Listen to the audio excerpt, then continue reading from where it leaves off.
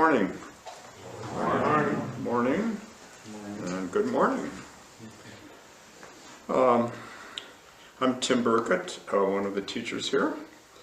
Today I'm going to give a kind of an introductory talk on DOGEN.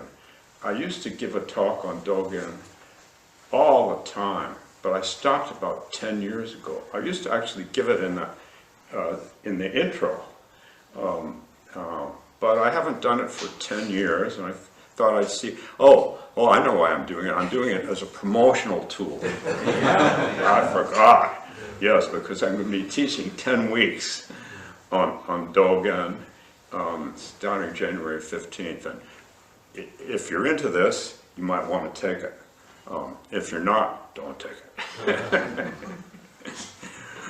Okay, so I'm talking about DOGEN this morning as a beginning. DOGEN lived from 1200 to 1253. And he's probably within the Japanese Soto lineage, definitely both the pioneer teacher and the preeminent teacher up until now or something. I don't know. So I'm going to talk a little bit about his life and then about this saying that I always used to talk about. First of all, he and I have to not perseverate. I want to say all this stuff. So his father died when he was 2 years old. His father was an aristocrat. His mother died when he was 7. And supposedly, as he saw the incense smoke burning at the funeral, at the memorial after her death, he felt a deep sadness and a deep grief about the fact that everything and everyone dies. And he'd already lost his parents. He was 7 years old. And he felt that in his little 7-year-old heart, supposedly. And then right away turned to Buddhism. Now, part of this is probably apocryphal, but anyway. Right away turned to Buddhism.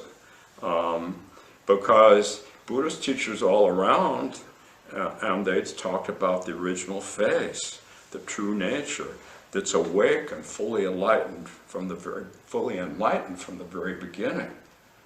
So he because of his anguish, he wanted that. He wanted that. So at 13, he became a monk in Tendai Buddhism, eclectic Buddhism, very prominent in Japan at that time. But they emphasized meditation.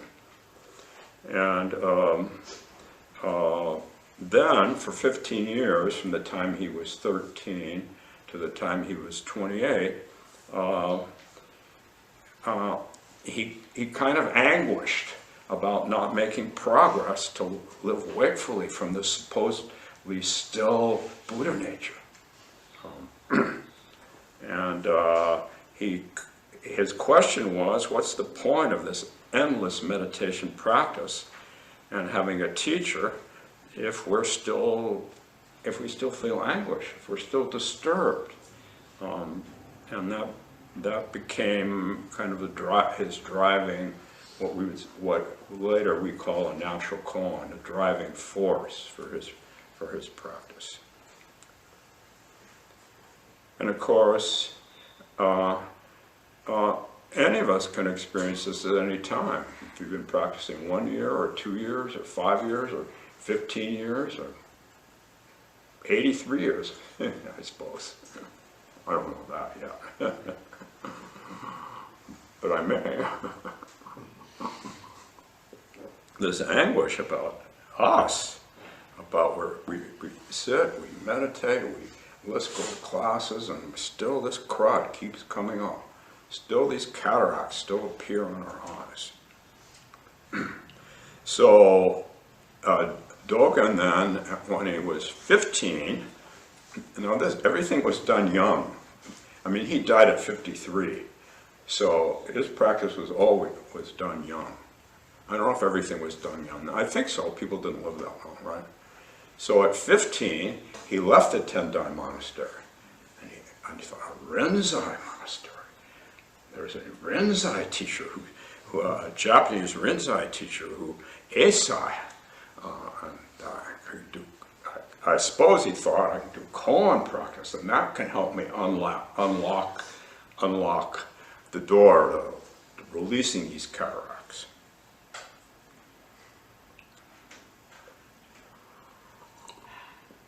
And then, so then he was in a Rinzai temple practicing as a monk. And, but Eisai died after a year, because Eisai was old.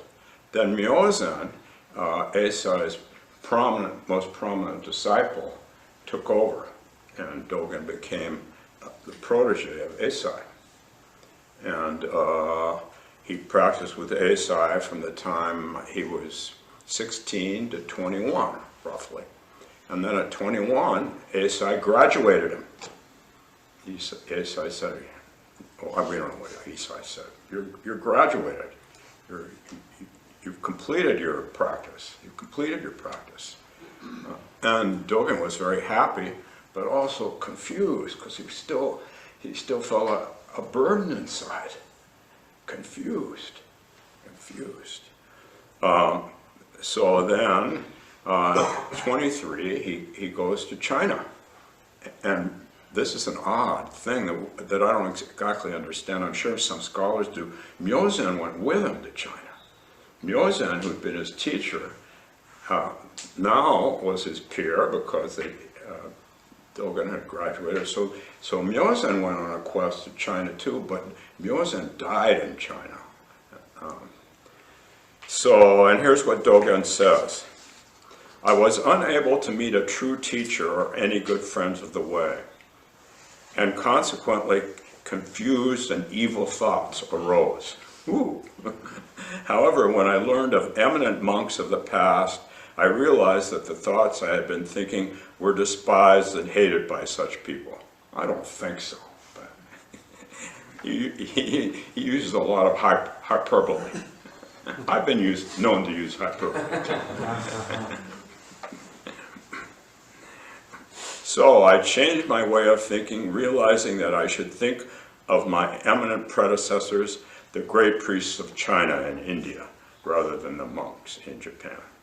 So he took this somewhat arduous boat ride to China with Myozen, and then he walked by foot, visiting many well-known monasteries around China. And even though he was transmitted and he was a full teacher, fully whatever it is, teacher, they just treated him like an outsider. So he was really kind of humiliated. But he kept going. He kept practiced many places. And then after 3 years, he decided he was going to go home. But first, he would try one more monastery. So he went to the monastery of Rujing, which was a Saodong monastery, Saodong. And Rujing let him right in and act like he was his long-lost son and told Dogen he could come meet with him any time. Again, we don't know how apocryphal this is, but it is from the early literature. Then he really fell in love with Rujing himself. And one day when he was sitting in meditation during a retreat, Rujing got up from his seat. Rujing was an old guy. Maybe he was 53. I don't know. He was an old guy. I won't tell you whole life. Rujing got up from his seat, and there was a monk sleeping next to Dogen, and what did he do? He took off his slipper, this is an indoor slipper, and hit the monk with the slipper. Whap, whap, whap, whap. And said to the monk, "What are you doing falling asleep? Drop the body, drop the mind." Instantly, the cataracts that Dogen had been carrying around for all these years fell away. Blocking his clarity is no longer blocking. He saw his own deepest nature. He felt a wakefulness and a connection to everything and everyone. So then he went into DOGEN with Rujing and told Rujing, and Rujing said, good. There was supposedly very short DOGEN, like 3-minute DOGEN. Good. And then he stayed with Rujing for 2 more years and returned to Japan at the age of 28. And he had disciples before he'd left, because he'd gotten transmission at 21, and everybody saw his ardor. Not too many people had that ardor. So people were, this is apocryphal, I'm almost sure, but I did read it. I mean, I didn't make any of this stuff up. He landed, he landed in whatever the harbor was in Japan, and his disciples, his friends, his fellow students, and younger teachers were waiting for him, and they knew he was very literate, and that he had a wisdom, and after all, he mastered koan practice, supposedly. So they said, what have you brought back with you? And does anybody remember what he said? He said, you remember. He said, all that I know is that my eyes are horizontal and my nose, remember this is a Japanese nose, is vertical. Do you get it? So he let go of all that knowledge. He actually had accumulated a lot of knowledge, but he was able to let go of it and just be there. Just be there. And he also had learned lots of ritual. From my point of view, he learned too much ritual. That's my prejudice. But no, he said nothing more. All that I know is that my eyes are horizontal and my nose is vertical. He had really emptied out into this wakefulness when we're not caught by all this crowd that's always circling around us. And he said it in this negative way, but Zen teachers often talk in a negative way about the most positive. So now I'll talk about his most famous phrase from the Genjo Koan, which I used to talk about all the time. So he started writing when he was 30, and he wrote. I don't know how he had time to do zazen. He wrote so much. From the time he was 30 till 51, he died at 53. He was writing, which is why we have this whole compendium of literature by him. That's very beautiful. Anyway. One of his most famous phrases from the Genjo Koan, which he wrote in 1233, is to study the Buddha way, is to study the self. To study the self is to forget the self. To forget the self is to be actualized by the 10,000 beings. So I'm going to talk a little bit about that. And I have no idea if I'm going to say my same thing I said when I talked about it last 10 years ago. To study the Buddha way is to study the self. The Buddha way, the journey a seeker takes to become fully awakened. This is a journey that we're on to become fully awakened. And of course, there are 2 different points of view. There's the earliest point of Buddha's point of view that it takes lifetimes to do this. It takes lifetimes between the initial practice and enlightenment. Lifetimes. And then we have the teaching at the time that Dogen was there was, you're already enlightened. You're already awake. And Dogen was very critical of these people who said that, because he felt they didn't really practice and get it in them. And so he did kind of a middle way. We can do this in our lifetime, but we have to really practice. We have to really practice. We can do it. We can all do it, but we have to really give ourselves to a meditation practice. First, so to study the way, what about to study? Study. Well, to study, this is not principally intellectual study. It may include intellectual study, but it's principally recognizing what we're stuck on. To study the way is to study the self, recognizing what causes these cataracts, what repetitive thoughts, what worries, what concern cause these cataracts, recognizing. So studying the self is then inquiry, investigating with a gentle, curious attention, asking, what's the worst part of this? What most wants my attention? What's the most difficult or painful thing that I'm believing or experiencing? What emotions bring this up? Fear, anger, grief? Now, I'm not saying that Dogen did this. This is what I do as a teacher, you know. I doubt it. But he did emphasize study, and he was very clear that it was meditative study rather than just intellectual study. So this is the way I teach it. Where are my feelings about this, whatever it is, strongest in my body? It's a bodily practice. It's a bodily practice that we do. Are these feelings familiar? Something I've experienced earlier in my life? If the most vulnerable, hurt part of me could communicate, what would it express? What words, what feelings, what images would it express? How does this part want me to be with it? You can ask this part. You really can. I'm not making this up. You can ask this part. How does it want me to be with it? Yeah. If you're patient and persistent, you will learn something deep and wonderful. What does this part most need from me, or from some other source of love, from other source of wisdom?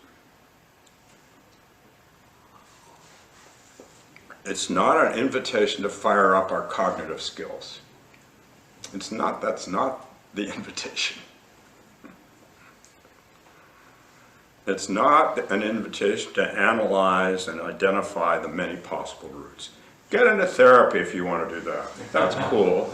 I used to be a therapist. That's cool. That's not what we're talking about here, though.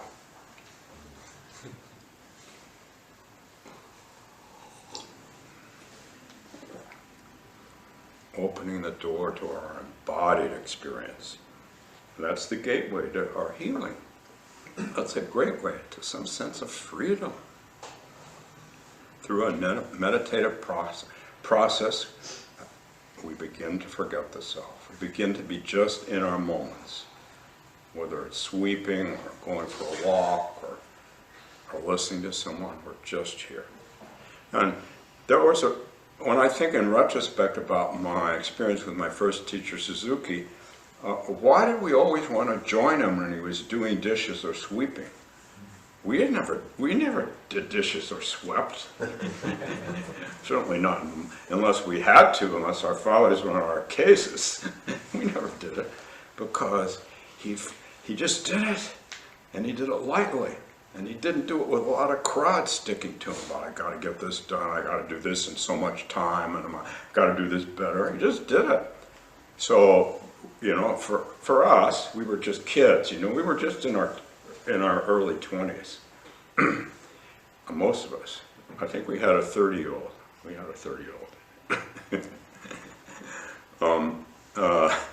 Anyway, what am I saying? Oh yeah, I'm talking about Suzuki. So we would get a contact high from just being with him. Definitely. So to study the Buddha way is to study the self. To study the self is to forget the self. To forget the self is to be actualized by the 10,000 beings. 10,000 things, 10,000 beings, back to early Taoism in China, where when they talk about all life, they say 10,000 beings or 10,000 things, because I don't think they know. You know, that's just their word. They have no science. To be actualized, to be brought alive by the broom, by the colors in the room, by hanging out with other people, to be actualized, to be brought alive. I work a lot with mentees here. They actualize me. They bring me alive. Linda says, "Aren't you tired from working with those people or hanging out with those people?" No, Linda. That's my wife, by the way. They bring me alive. They bring me, actualize me. It's true. It's true. Now, up to a point, I'm sure if I just, you know, I'm getting to be old, so I'm sure after a while I might just have to melt on the floor. But that would be okay too. I will have to melt into the vapor at some point. No problem. Just melting. Just melting. Don't worry, you guys. Don't worry. You have the capacity to just melt sometimes.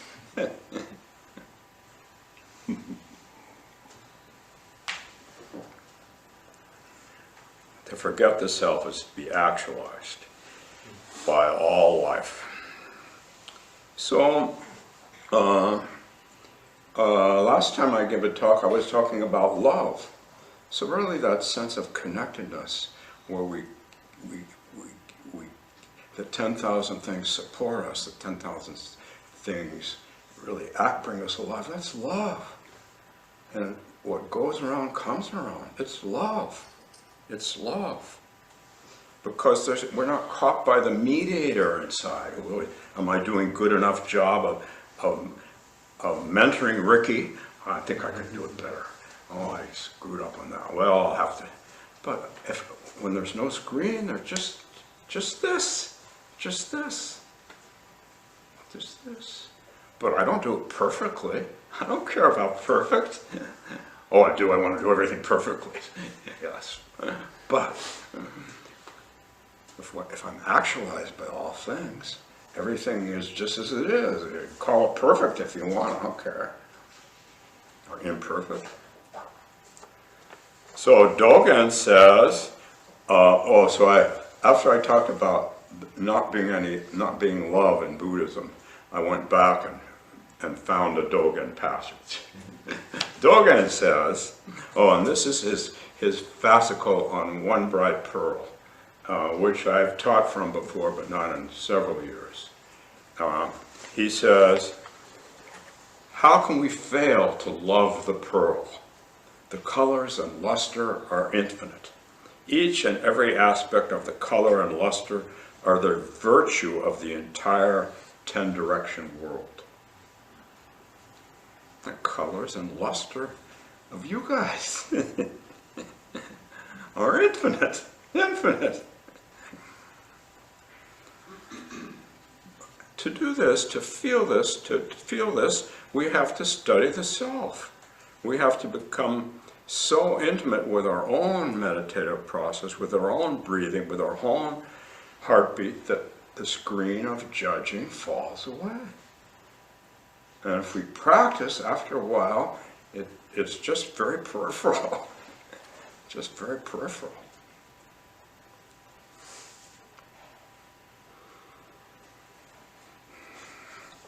Dogen again. How can we fail to love the pearl? The colors and luster are infinite. Each and every aspect of the color and luster are the manifestation of all 10,000 beings. So this is different from codependent love. This is different from love as attachment. Love as attachment where we're romantic love or even sexual love, we're trying to get something. This doesn't even know it's love. It doesn't even know it's love. Or those others were always trying to. Those others are fine, by the way. It's not just not what I'm talking about.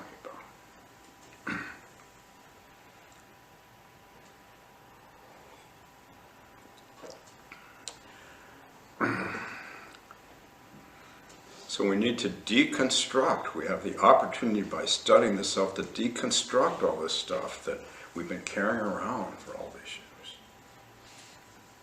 And then we're able to love all pearls regardless of whether they're large or small or tarnished or bright or merely a piece of sand, merely a piece of frown. So last time I taught, last time, maybe 12 years ago, more than 10 years ago, I taught from Dogen's One Bright Pearl, and I kept, he goes on and on about it. And I was meeting one-to-one with a woman afterwards who I met with regularly, who doesn't come here anymore. And she said, well, you keep talking about one bright pearl, but it doesn't help me. And I said, oh, I bet there's sand in your oyster. She said, yes, it's nothing but sand. I said, well, what do you think sand produces? Pearls. I said, I know you want to kick out that sand. You don't like that sand. But that sand, it emanates as a pearl before you know it, if you really give yourself to it. And then the next time she sent me an email, she signed it, Sand Pearl. Sand Pearl. Because the piece of sand is the pearl, if we take care of it. It is. It is. And then later I talked to her about Dogen's actional understanding. Understanding, we have some kind of we hear the teaching, but then we need to activate it. We need to actionally understand it, behaviorally understand it. So she was able to use that sand pearl metaphor to relate to herself, her friends, or strangers, or enemies without a negative cast. But too often, there's a whole chapter in this book I'm going to teach from. Oh, Deb Melke and I are going to teach from it, by the way. She was in the class that I taught in 2015, and she kept her notes. I did not keep my notes. I never keep notes. I like not having notes. Oh no, I like studying things new. I like studying things new. So anyway, she's going to teach it with, oh, why did I bring Deb Melke up?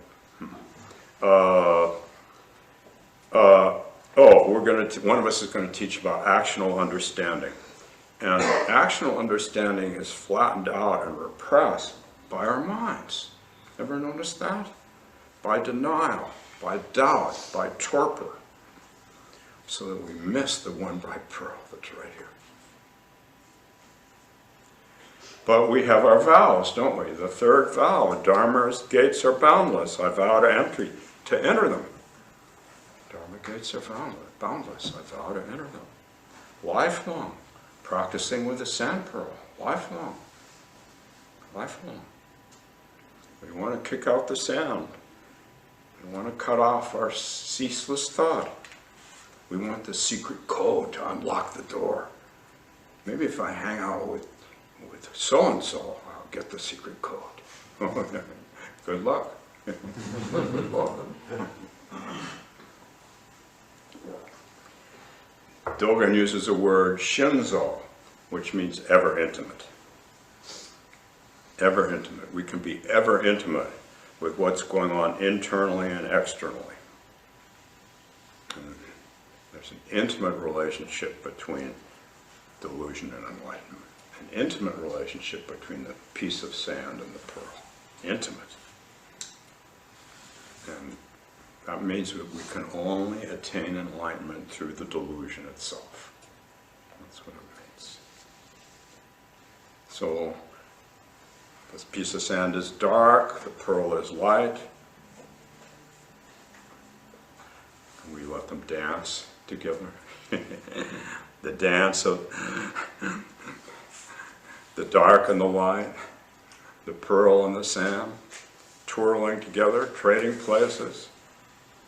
The sand and the pearl and the sand. I can't carry a tune or I would sing. Can we do that? Can we do that? think so. I think we can do it. It doesn't matter if we have discriminating, deluded thoughts. What matters is how we relate to those thoughts. Here's Dogen again. Thinking is the mystery of the practice by which we become intimate with ourselves and the universe. See, we think we want to kick out thinking, but we're thinking beings. It's wonderful. I put a lot of thought into this. It was fun. It was wonderful. It wasn't always fun, but you know, the sand pearl.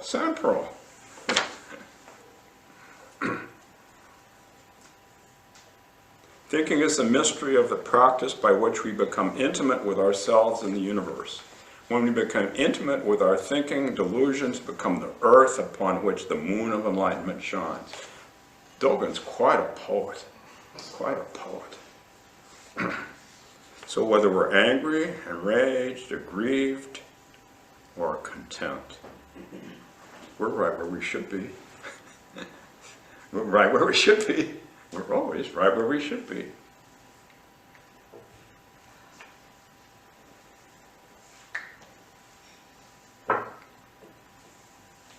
So no parts need to be tossed away. We need all that we were born with to navigate our lives, including our delusion. And the deeper our life is illuminated within delusion, the more clearly we see our limitations, we see our struggles, we see our suffering with some love and some compassion. And that's the intimacy of Zen practice. So supposedly when Dogen was 50, I don't know if he did this when he was 50, but I read this somewhere. He said, a Zen adept's life includes one mistake after another. What about when you get to be 81? You think it changes then? I don't think so. Although everything changes. So sure it changes.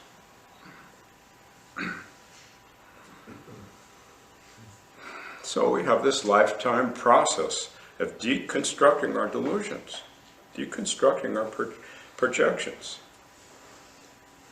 So much of our lives we're under the spell. We have cataracts that make it so that we're under the spell of relationships that have long ceased. Attitudes we learn from significant others in our lives. We perform in ways that we learn from our parents and our teachers, and that creates and sustains the cataracts. But we can enlighten each of those delusions. We can enlighten them through our kind attention. And then we can forget the self and fall in love with the 10,000 beings. And this sounds like a linear process, A, B, C, D. But if you know Dogen, you know he's not linear. So how about D, C, B, A? Let's start by loving the 10,000 things, and then we can begin to study the self. You know, let's go both ways, right? We always want to go one way. Let's go both ways.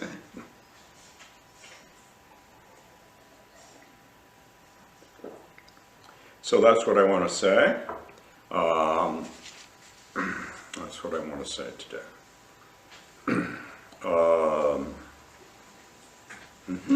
That's what I want to say.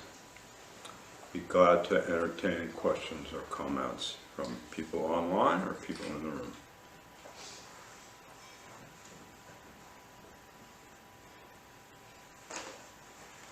Let's start with people online. Who would like to ask something or make some comment or critique online? Starting with the 40, I can't see, 51 people online. One of the 51 people online. It'd be great to hear from you. And that is Rebecca. Hi, Rebecca. Hi. So my question is something seems to be addressed well through therapy or through counseling, and some things can be healed through Rebecca, I can't hear you. Maybe he's going to try to make adjustment in the screen. Would you say that again, please? Sure. Some things seem to be healed best through therapy or counseling or working with a psychologist. Some things can be healed through Zen practice. Could you talk a little bit about how you discern which is the best approach? Could you guys hear her question? That's a good question, Rebecca. I don't have a real answer. I think, even though I was a psychologist, most of my life was Zen practice. I was in a little therapy off and on. But when I meet with people one-to-one, I usually get a sense about whether they need to be in therapy, and I ask them if they've tried therapy. You know, the two complement each other, but they're quite distinct. I don't think there's a pat answer. Oh, how do you decide? How do you decipher? Well, you try them. And Dogen is really about risk-taking, although of course, taking a risk. Try something. That's actional understanding. We do an activity. So try sitting, try therapy. Now, you know, but both with therapy and sitting, you probably won't get the results you want. Oh, good, that's your SAM. You decide whether you want to work with a therapeutic piece of sand or a Zazen piece of sand, or maybe both. They complement each other. And then maybe you think I've had too much of that goddamn therapy sand. I want to do Zazen sand. Or the other way around. Yeah. Yeah. Yeah. Thank you. Sure. Mary has her hand up. Okay. Online. Oh, online? Okay. Hi, Somebody Tim. online? Can you hear me? I can hear you. I can't see you. Let's see. Who am I talking to? Who's talking to me? Mari. Okay. Well, anyway, oh, there you are in the corner. Okay. Hi. Hi, thank you for your talk. Sure. So you talked about Dogen needing to seek out multiple different teachers and sort of traditions in order to feel like he was starting to remove those cataracts. Yep. And you also said that sometimes our own particular teachers and inheritances or our parents add to our cataracts sometimes, our delusions. So how do we know if the teachers and parents and traditions and things we've inherited in our particular lives are adding somewhat to the delusions, or if those are the ones that are helping to remove them? That's a good question too. These are hard questions. That's a good question. Well, most of the cataracts we have from our parents and teachers are from adolescence and childhood. We were very vulnerable in adolescence and childhood, and we just depended on the big people to tell us how to be. And so almost all of us developed some pretty significant cataracts, and a lot of therapy, actually, when I did therapy, was about helping people discover what their mother said to them that they're still saying to themselves, or said about them that they're still saying to themselves, so they could remove that cataract. That doesn't mean that parents and teachers can't do good stuff too, but the stuff that sticks with us tends to be the more negative stuff. It's just how we're hardwired. Now, how do you decide if you're doing the same thing with a teacher? Well, you get to change teachers. You don't get to change parents. You get to move around. Dogen moved around a lot. You don't even get to change your teacher in school. Geez, my 5th grade teacher did a case on me that's still kind of there. Now, my 6th grade teacher intervened, Miss Wise, and that was her name, Miss Wise, and tried to erase the case, but I was so vulnerable in the 5th grade that that I still carry that to a degree, probably. So now we're adults, let's be adults.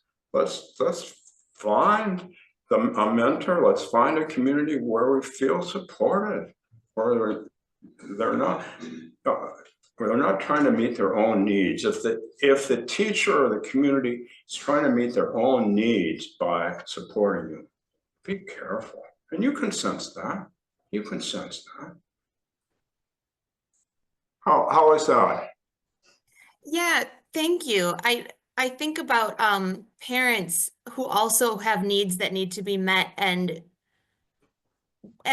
sometimes the line between you and them disappears, and that's good too, right? Because ultimately that is what happens with everything that you get intimate with, but lines are still important sometimes. That's right. Now, in dysfunctional relationships, we don't develop good boundaries. Our parents are really always interfering and telling us how we should be or running away. And we need good boundaries as human beings to do this path. And if we do this path and we don't have good boundaries, then that's a sign we should be. If our boundaries are too rigid because or too, we get erased, I got to take care of this person because my mother taught me that if I didn't take care of my sister, I wasn't okay, for instance. So good stuff to pay attention to, and good to do a little therapy, or a lot, but not too much, because anyway, that's just my bias. And anyway, maybe if I were still a psychologist, that wouldn't be my bias, but I retired from that. Now I'm just doing this.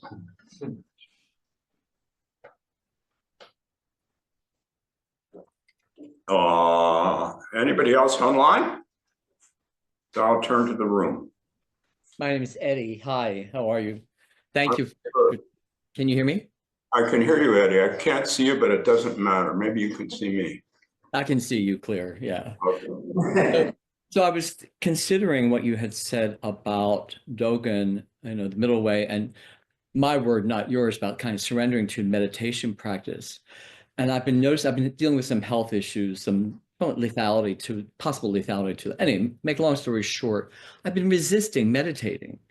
And and I'm not quite sure. Can you speak to resistance when that comes up to practice? Is that clear? The resistance comes up through practice, yes. And so what's your question? Yeah, I'm just curious how to work through the resistance. I'm not seeing well, how to work through the resistance. So can you give some? You start incrementally. Is your resistance for sitting down for half an hour and facing a wall, but sitting on a bench in the summer and looking at a lake for 20 minutes with no headphones, you're not resistant to? You incrementally move in to meditation if there's resistance. Does that make sense? Or am I oversimplifying this from your point of view? No, that it does make sense. I think that maybe I'm too big of expectations. I've been meditating for a few decades, and I find that I'm back to I'm back to beginner. I'm back, that piece where it's like struggling with it, wanting it, not wanting it, uncomfortable. Yeah. And anything. Yes, well, people over the years that I've counseled I never had trouble. Oh, yeah, I did. See, I'm so old, I don't even remember. I did have trouble sitting facing a wall, big trouble. And there weren't any other options then. I mean, our teachers didn't tell us about any other options. But I remember going out in the break in San Francisco and just looking at the few trees there were on Bush Street and just meditating with them. I thought, well, I can just meditate with these trees. Why do I have to go back in this and do it all? But he was my teacher, and I thought he was wise. He was wise. And so I did go back in. But I used those trees as my early meditator. That was the real meditation during the break, when I could just go out be with the tree and enjoy the tree. But when I enjoy the tree, I'm not working with the sand. You have to work with the sand, sorry. I mean, you don't have to, it's not obligatory. But that's where the pearl is. That's where the pearl is. But don't turn this into some big, I gotta do this project. Thank you. You'll have plenty of sand in your life. Thank you. Sure. Time for people in the room. Turning this way to the left and turning this way to the right. I Yes, have a very mundane, trivial question. Sure. What days of the week does your class convene? I know it's. oh, the January, class I'm March. gonna do is gonna be, start on January 15. It's gonna be, it's a Wednesday at 7:15 to 8:45. And I would prefer that people sign up, people sign up for who have some background in either meditation or Dogen or Buddhism. Now, Ben is teaching a really good class for people who are not, I hate to use the word advanced because but you know what I mean. And I don't know about you, but yeah, you can decide. Yeah, And you know, you could do either and nobody's gonna kick you out. So it's Wednesday. Just Pardon? I don't think it's said in but I've seen a specific day of the week, but it's Wednesdays. You're saying. Yeah, Wednesdays, yeah. I asked her why she hadn't publicized it. She said she did, but whatever. Yeah, other people in the room.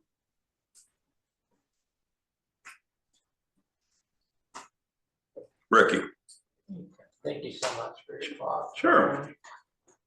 Yeah, I don't really talk about this, but you know, the fact being transgender.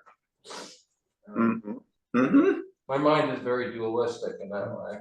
Yeah. You know, and I struggled with it when I was growing up. That was my piece of sand. And when did you discover that it was also your pearl? 38. Okay. Ironically enough, at the time I was going to a therapist, Ronaldo Petronio, and he was a Buddhist. He was always telling me, and after he would always bug me, meditate. Meditate. I never did until I left. I wish I could tell him that. But it's been, you know, it's a struggle. You know, it's been, it is my pearl. This is my pearl. I'm seeing it in front of you. And it's difficult. But it's beautiful. And I love it. So yesterday, and it's been upsetting lately. No. I mean, I'm not surprised because of what's been happening nationally and culturally.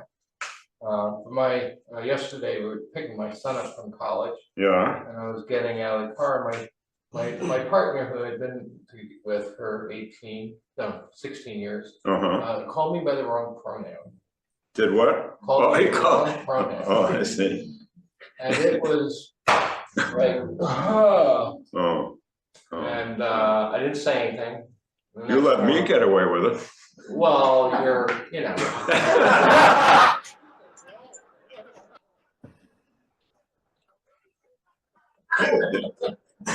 My partner. It was like really that, and the next morning I came out and I just had to say he called me wrong gender in front of my, and I just wept. I wept in front of him. You wept. And he started crying, and I knew he would because I knew it would hurt him. So just that moment was a piece of sand. But by the end of the day, it had already started to turn into a pearl because he was able, because we love one another. And that's what's important, you know. But yeah, I have many pearls. It's just the biggest one. That's beautiful. Thanks so much for sharing that, Ricky. Thanks so much. in the room? Barbara, Thank you for your talk. you're welcome. They're always wonderful. And I just want to say, I like your idea of starting from the bottom and doing love first. Oh, okay, okay. That opens us up a lot. Right away. Okay, good. Okay, I got a little more time for people online or in the room. One more probably, and then I should turn it over, or maybe two. Yeah, you in the corner. Hi. Hi, yeah, I'm just curious what you recommend for like trying to stop the overanalyzing and whatever issue you're facing. Can you repeat what she said, Wayne? Yeah, can you say something about how to avoid over-analyzing your issue?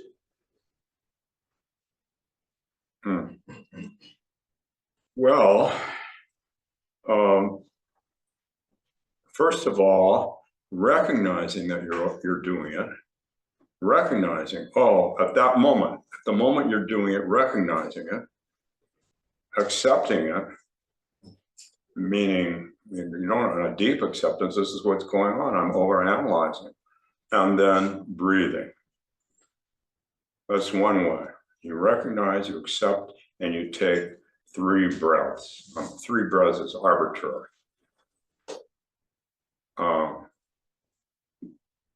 Does that sound too simple? Too simple?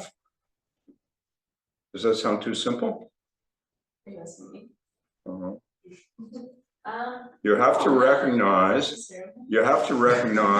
and then if you start criticizing yourself, you just pile on. So you recognize, accept, and then breathe. But even if it's superficial acceptance, it's okay. You can breathe. Have you used breath as a meditative tool before? Yeah. Okay. Well, while you're sitting or in your daily life? A little bit of both. Okay, so you kind of know what I'm talking about then, and it's still not a panacea, but our breath is right here, so we don't have to do anything fancy. But sometimes our breath isn't good enough, and then maybe we need to do a therapy, or if that doesn't help, maybe we need to do meds. I'm not against meds. Sometimes people need to be, I'm not saying you should, but people need to be on meds sometimes. Yeah, I mean, they just do. That's fine, because their biochemistry is a little out of whack. So the meds help them get it in whack enough so they can do this practice. Again, I'm not talking about you, I don't know you.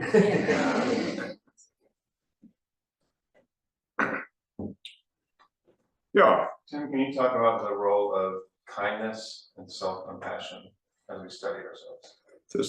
This is the whole thing. Right away, we recognize, we don't accept. We superficially accept, but I gotta get this. I gotta get this. There's nothing to get. We have to come back to just recognizing and being with. When we're with whatever, with intimacy, we're kind. We're kind. Even our critical mind, even a mind that puts us down, is afraid. Can we be intimate with that fear? Can we be really intimate with it? If the overanalytic mind is taking off, and all of our minds are overanalytic, by the way, usually there's some fear underneath. And can we be kind to that fear? Can we breathe through that fear? Can we do a little metta practice, a little loving kindness practice if we need to with that fear? It gets in our way all the time, all the time. Because of our programming. But then we like to blame our parents for everything. Our parents get good stuff too, you know.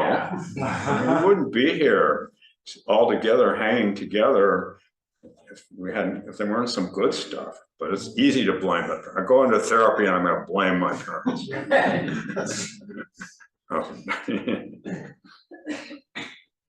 They did the best they could in their circumstances. Yeah. To the question of the over-analyzing mind, would you say perhaps it is the nature of mind to act in that way, and that It is the nature of the mind to wander. That's, you're overanalyzing? There's nothing wrong with that sort of thing. no. It's the nature of the mind to wander, and it's the nature of the mind to try to figure something out when we've got a puzzle or when we've got a piece of sand in us. The mind, we develop these human minds to help us with our suffering. So we're analyzed to try to help ourselves. And that's important.